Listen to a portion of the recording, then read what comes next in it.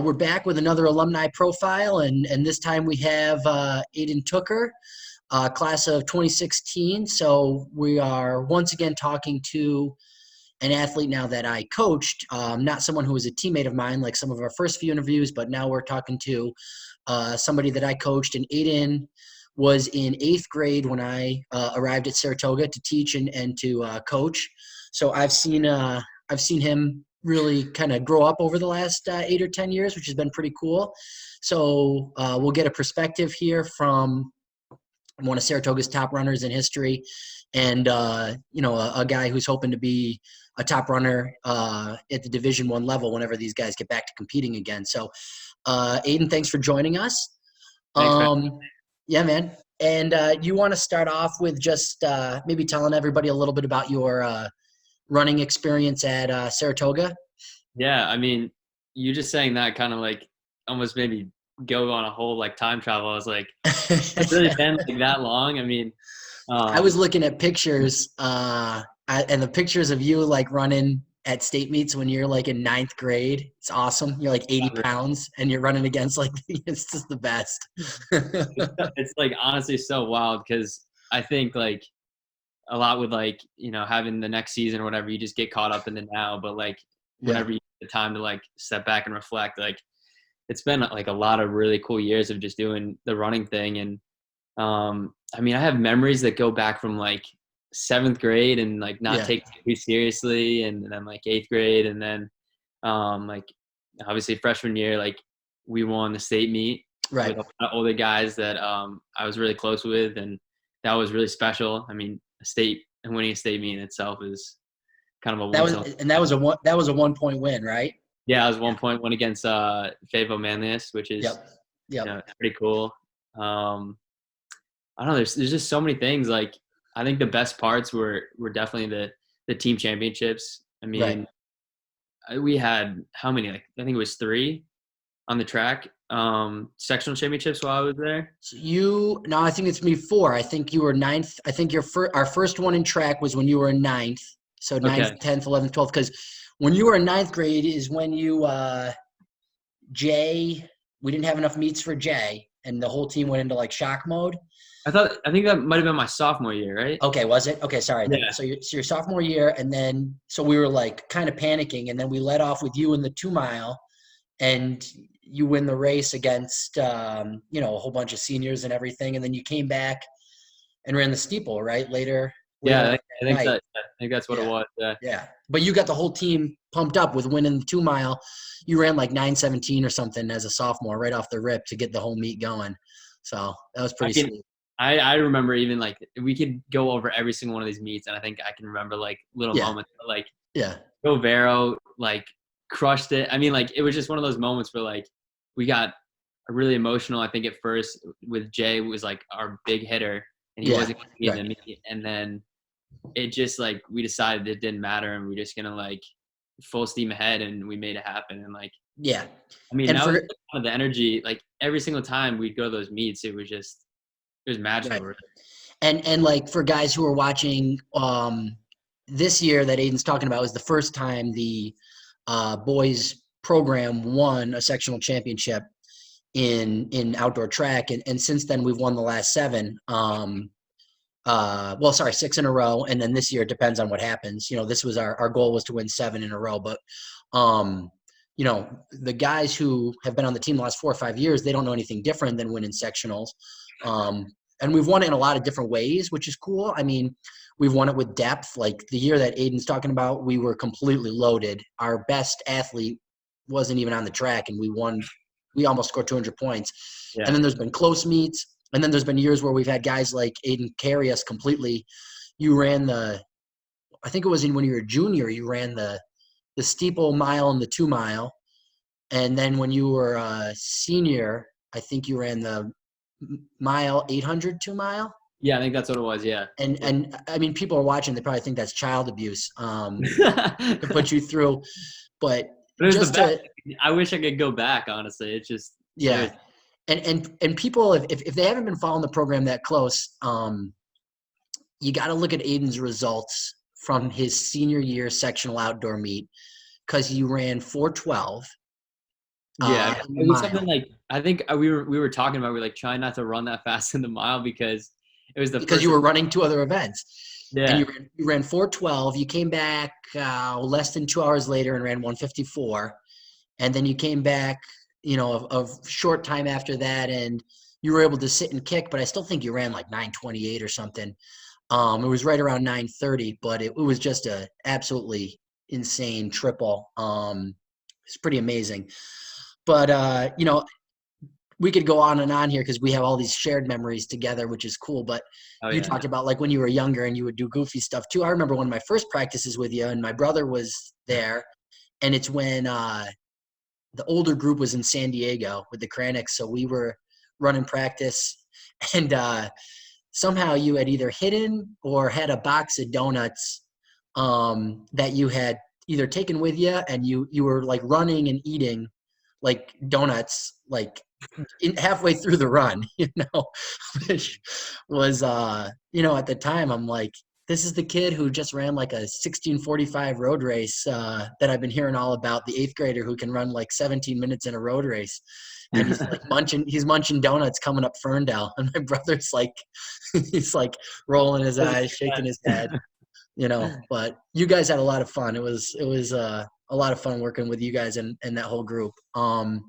Anything else you want to add about your memories or highlights? I mean, just like overall, I think like the best part was definitely the team thing. Like, Right, I was always like really motivated individually, but I right, mean, it like set a certain switch inside of me when we go to these big meets and like you knew everybody was giving it their all and it was for something bigger than yourself and that's when the magic really happens because I mean I never would have thought in the moment when I lined up for whatever the first event of the day would be for those sectional meets that I could do what I ended up doing. I just like right, would be in the moment, take care of that one race, and like the energy just kind of would usually carry me, and it's right. pretty fun to go home with with the plaque Yeah, for and sure. actually, two things I want to ask you about on this topic before we move on. But the one is your junior year when you ran that triple and you steepled and you won that race pretty easily because you had already run 9:06 in the steeple. But then you came back and you ran the mile and you got out kicked by Noah Carey. Oh, And true, yeah. and I Yeah. mean, you hadn't gotten beat by somebody in section two really in a while, especially in anything in a mile or above. Um, and I remember like, you know, how you bounced back, because of what we needed from you, and in the grand scheme of things, you still got us 8 points instead of 10, so it meets can come down to that small amount of points, but on that day it didn't. But you were maybe down about it for about a minute, I think, and then you just refocused and you were just like ready for the 2 mile, and the 2 mile played out in a similar way. It was like a sit and kick type of thing, but you didn't yet let the same thing happen again. And I think that's important for some of the guys watching to realize, is having that like short memory. Shea had to do that at sectionals last year. He got out kicked in the mile and came back and had to win the 2 mile for us. So like that's that team responsibility. Sometimes you get down on yourself a little bit individually, but there's something bigger than you going on. The other thing I wanted to ask you about was your decision to not run the mile your senior year, or not run an individual event even your senior year going into states. And if Dylan Welsh watches this, he will he still holds on to that mile school record, and you've been closer than anybody. Yeah, You a were couple times, I swear.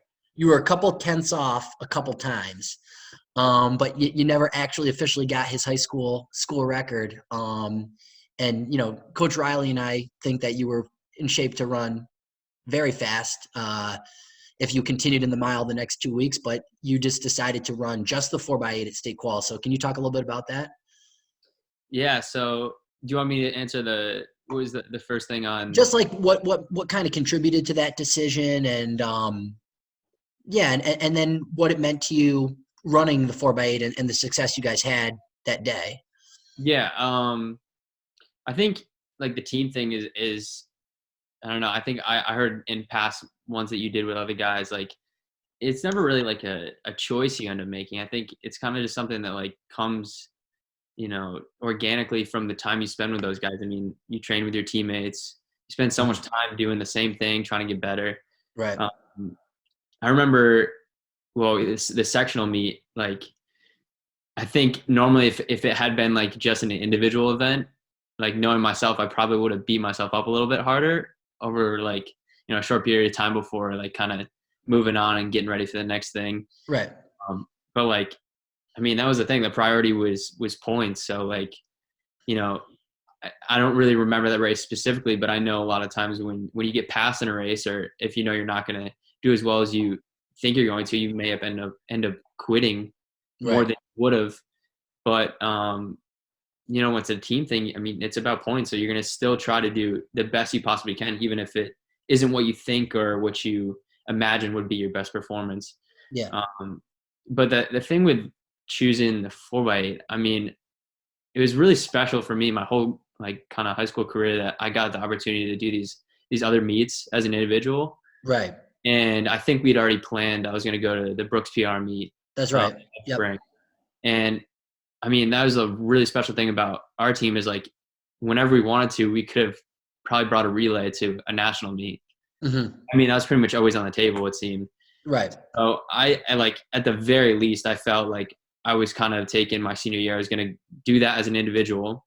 So I Hmm. knew I wasn't going to be a part of a relay or anything. So I was like, I mean, I remember on that day it was the mile first, I think, Yeah. and Yeah. on the Yep. 4x8 later. So I knew if I was going to, put my best foot forward for the team that like putting a mile on my legs probably would have been pretty hard to come back for a 4x8 that was already like it was going to be pretty tight from what It I was going remember. to be tight. It was going to be tight. I mean, what we ran at state quals was pretty significant in terms of a season PR, and then we ran even faster at states. But on paper, going into that race, Shen and Guilderland and Bethlehem were all good. Yeah, yeah, it was going to be tight. It ended Yeah. up not. It ended up not being tight, which is good. But that's because you were fresh and you split 153 at the end. Well, Yeah, I think like I just remember like the emotion or just like feeling the emotional like level anticipation of like my teammates and right, that relay and just like kind of feeling like everyone here kind of feels like this could be something special. And I think emotionally and mentally I just like wasn't in it in the mile for myself. And I was just like I've already had so many great opportunities. Like I don't really feel like I'm leaving without right, checking in boxes. So I was like, I think we should just go all in on this 4x8. And I think when I told the other guys that, like, it was just a right. confirmation that I had made the right decision because They I were think happy. might have like lifted them a little bit. Yeah. And then Yeah. that's how the magic happens right there. And then everyone's fully committed. And when you're all in on something, that's when like you're probably going to get the best results. So Yeah, and I think it helped at state meet a lot because out of that group, you were the only one who had run at an outdoor state meet at that time, and um, you know, knowing that you were there and fresh, like you were very relaxed. Like you yeah, didn't probably have the nerves going into like a mile or a 2 mile or a steeple where you were like, I'm looking to win this race kind of thing. Like the 4x8 was a fun thing. You guys wanted to do well. You wanted to take a shot at the school record. Um, and you did. You ran 7:45, and you guys did a great job. It's still the school record now. So, with Will Grandy, Will Navin, and Justin Klotz. So that was pretty cool. All right, let's transition and talk a little bit about college. So you made the decision to go to Syracuse after graduating from Saratoga. So talk about your last 3-4 years at Syracuse and what that's been like. yeah, I think the whole conversation of like high school and teams and everything is kind of like the greatest, switch over to this because I think Yeah. a lot of my decision came out of my experience in high school and having all those team championships and just like kind of getting a real feel and like a craving for like the team energy thing and Right. going after something bigger than yourself and being a part of something bigger than yourself. So um, when I committed to Syracuse, they had like the last 3 years was like clearly like a big run up to Mm-hmm. something special. And like they were now, national caliber program or the last, past 10 years, they were like really starting to turn things on and had like made people really notice them for a distance program in the Northeast, you Sure. know, for a Yeah. program like that to compete with, the mountain teams and all these other programs who for a long time no one thought could really be touched. I thought, I felt something special there. And there were a lot of New York guys that I knew and I was familiar Right. with, state competitions or just stuff that I'd been around in high school. And I think just the vibe that I caught from, visiting them and talking to the coaches, it just seemed to fit like really well into what I was kind of like used to, or what I figured I loved the most out of my high school experience. Right. And so I I decided to go to Syracuse. I signed like my letter of intent. I think I'm trying to think what the time period was, but like it wasn't much longer after I committed that they won. Yeah. I mean, I remember you took a few trips during that fall. I remember you went out and I can't remember if you went to Wisconsin and Colorado, but a lot of those were in that time frame. You hit a lot of those big name schools, and I think you liked them for different reasons. But I remember when you came back to after your Syracuse trip, you seemed pretty pumped up about it. And then we were at Feds, I think, when Yeah. when you found out that Syracuse had won the national championship during your senior year of cross country. And I don't know if you were happier about you winning Feds because you won the race that day, or if you were happier about Syracuse winning the national championship and your future teammates. Yeah. I mean, it was just, it just seemed like everything kind of was coming together at that moment. It was really special. And Right. um, I just always kind of caught the same. I don't know. I couldn't even put it into words really. I think that's like the weird thing that people talk about when making like a college decision is like a lot of the time it's like a gut feeling. And I kind of always felt the right sentiment from the program and the guys and the coaches and just the general culture of things. So, Right. yeah. And despite a couple injury setbacks that you've dealt with recently, I mean, you still achieved a lot of success. At Syracuse, you broke four. You broke four in the mile, which is a lifelong dream of just about any competitive runner. You did that 2 winters ago, right? February of It was last winter. It feels last like winter. a Okay, lifetime, but yeah, right, last winter. So February or January of 2019. yeah, Yeah. 2019. Yep, at the Boston meet, you broke four. You qualified for U.S. championships in the steeplechase back in 2016, your freshman year, which was amazing. Um, so yeah, you've done a lot of great things, and now you're a team leader at this great program in Syracuse. So, anything else you want to add about the college experience? Yeah, I mean, I definitely think it'll be different for everyone, and whether running's a part of it or not, I think everyone kind of finds their click. But the best part has definitely been the relationships I've made, and Yeah, kind of to keep the opportunity to keep doing what I love so much and do the running thing and the competition thing, and especially continue to be a part of like these great teams. right, Like that has been the best part is going to like the ACC meets, even getting to go to national meets with teammates. Like, I mean, to do stuff at that high caliber and that right, level with teammates is like, I mean, it brings another, level of things because I think like you were saying about the state meet, like I've gotten to go to the NCAA meet with guys who are competing to win national right, titles and just to see how relaxed they are and, their approach to things has been something that I've learned. And I imagine that it's very similar to going to state meets and just essentially like learning how to deal right. emotionally with like, high level competition. So. Yeah, I mean, and the thing you hit on with relationships has come up in every single interview that I've done so far. Every single guy that I've talked to, they've said that the relationships that they formed in high school made it um, a lot easier to get through the work. And then when they talked about the comparing the experiences of college and high school, that's the thing that's most in common. I mean, is the relationships you build, the shared experiences that you kind of acquire through like struggle and hard work is a really common thread in running, and it's just been really consistent throughout. It's been my experience as well. So it's cool to hear that. All right, so do you want to talk a little bit about goals, plans for the future, what we should be looking out for the next couple of years? Yeah. So I've been back running feeling super healthy the last like I think I've gotten 9 weeks in now of actually being on the ground and running. Yeah. So that's been like really huge for me. I spent so I had a stress fracture this past spring in my one femur, and then I had another this fall in the other. Mhm. So that like has been honestly, I'd say like I wouldn't even put like a negative connotation on the whole experience because it's given me like really good outlook on everything. And now I kind of feel like I have my body in a place where I'm going to be healthy and like back doing things as like casually as I was before without having to deal with that kind of hiccup. I just feel like super excited and like I really appreciate the whole running thing a lot more now. Yeah. So now I kind of feel like there's no real expectations for me in a way. I've kind of been like out of the scene for a while. So like Bit of an I'm underdog.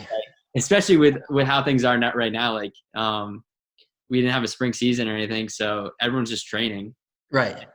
I know a lot of people are struggling with having no real clear I don't know, star line or any real like anything to train for essentially. Right. And really, I'm just like getting out the door excited that I can run right now. Right. So I'm just gonna keep running, keep getting in good shape, and now I have a whole year of eligibility next year. So I Right. have cross country, indoor and outdoor. So really I feel no pressure. I feel that like every opportunity that comes my way, I'm just gonna, hopefully be prepared for and just gonna get to attack and really enjoy it, especially it's definitely gonna be my last year. So Right. um yeah, I'm pumped. I mean, I'm gonna try to do the running thing this coming year and then who knows what with this whole situation what that will mean financially for jobs or I mean my hopes are definitely to keep running if I can Right. but I mean it's one of those things like you really don't know if that's an opportunity or not so Hmm. I'm gonna just enjoy the running and see what opportunities come my way and enjoy the experiences and then I mean I think the biggest thing I know about myself is that I change my mind in terms of interests and what I like to do and I think so. I'm a sociology major and a communication rhetorical studies major. So really, like my two majors are like super open ended and have let me like explore a bunch of different things that I never thought I'd get to have interest in or anything in school. But it's never really given me an avenue for a career or anything. So I've just been doubling down on the running thing and hoping I eventually figure it out because so Yeah, I think far. you will. I think you'll figure it out. I mean, and it's funny. One of the things you sort of talked about is like you talked about how maybe your perspective might have changed a little bit. But one of the things that's been really ever since I met you back when you were like 12 years old up to now, which was always striking is how you embrace opportunities, specifically competition. I mean, I've never seen anybody, and I've told you this a lot of times. I've never seen anybody embrace competition the way that you do. I've seen guys that are great competitors, um, but I've never seen anybody who, I mean, 9 times out of 10 appears to be comfortable in a race situation. And especially when you were younger, 9 times out of 10, you shouldn't have been comfortable and Yeah. nobody else really would have been. But I mean, I remember the first time you bumped up into the top 7 in cross country when you were in ninth grade, and we had this team that was coming into the season ranked, highly in New York State, and you weren't one of the guys projected in the top 7, and you ended up being our number 1 or 2 runner almost every meet. By the end of the year, you were the number 2 guy at states, and a lot of guys go like the opposite way you go when it comes to like training and racing. Most guys start hitting workouts and the workouts build their confidence and the coaches have to say, look at this workout. This means you're a 420 guy. You're running 430 at the meets, but this workout tells me you're 420. You'll run a workout that says you're a 420 guy and then you go out and run 415. And we're like, what the heck just happened there? This is amazing. You're someone who's always worked opposite like that. And the other thing is how you bounce back, which is, I mean, a great skill that is tough for people, but you've definitely had disappointing races. I remember probably the most disappointed I think I've seen you was after Penn Relays in the Oh, yeah. 3000. That was a tough one for you. You were disappointed with the way you ran it. You didn't feel like you put out like your true self as an effort. And you probably went out and ran some ridiculously fast cool down just to try to blow off some steam. And then honestly, like a half an hour later, you're back to your own self, like bouncing off the walls and everything. And, you were fine the rest of the year. I mean, you were fine the next day, but that's a great skill for guys to have. What about just a piece of advice that you could give, to the current athletes on the team, either training now on their own, trying to figure out how to do this stuff on their own. I'm providing them workouts, but they're doing them without any coaches and teammates to help them, or just big picture stuff. Yeah, I feel like I can probably touch on a lot of the things you just mentioned, but I guess the bigger theme along my entire life and my whole experience with running has been that it's kind of been a constant, right? Like once I started running in, I don't know, 7th grade or whatever it was, it just kind of became a part of my life. And I don't know if that was because of the structure that showing up to practice and everything Provided, yeah, gave that's me, could be a right? part of it. Yeah. But eventually, like the structure kind of fades away, and for a lot of the guys right now, they're experiencing that a lot Right. rather than probably what college is like. Really, that's what college is for a lot of people. Like you love running when you have to be at practice at 3:30 or whatever right after school, right? Yeah. And you're doing it with your buddies, and like you can kind of get upset when like you have to do this, right? Like you kind of blame it on the structure. But like when all that fades away, like it's a real great moment that kind of questions like, why do you actually do this, right? Like, Yeah. do you like this? Like, do you love this? What are the real reasons? And um, I think it being a constant once I got old enough and realized, the injury thing was a big moment for that, right? Like Yeah. it has totally like questioned, my confidence in myself and my ability to do this. And it made me think a lot like, why do I do this? Do I actually like love this enough that I'm gonna, do the rehab and, keep faith that my body's gonna be able to be back where it was before this.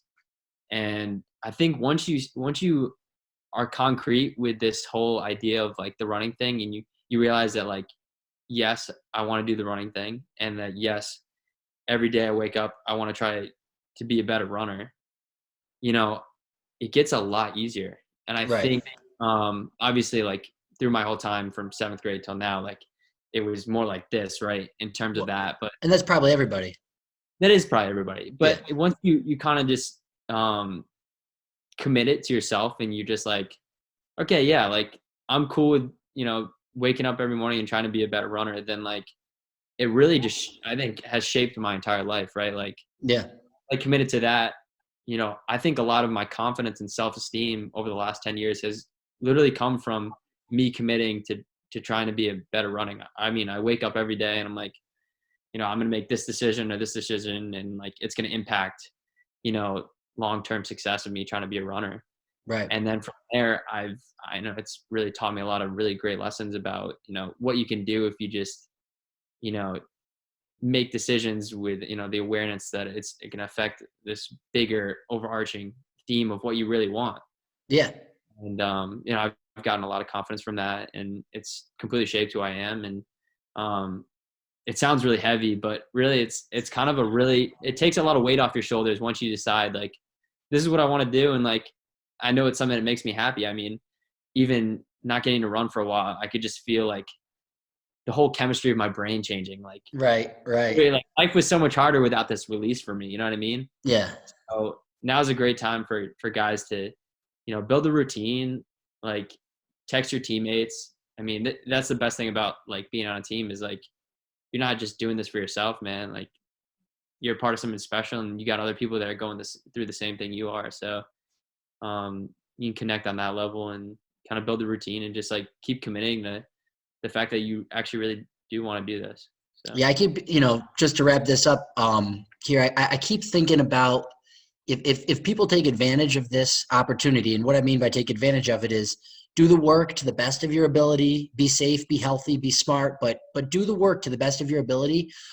When you come out, or when we come out the other end of this, you're going to know the guys that you can really believe in and trust. And that's going to form this yeah, great bond, I think, like whether it's June 1st or August 1st or October 1st, I think that, if the guys are buying into it for themselves and for each other, they're going to come out of it um, a better team, and I think you and a lot of the other interviews have hit on that to this point. So, all right, man, I really appreciate getting to catch up with you and you taking the time.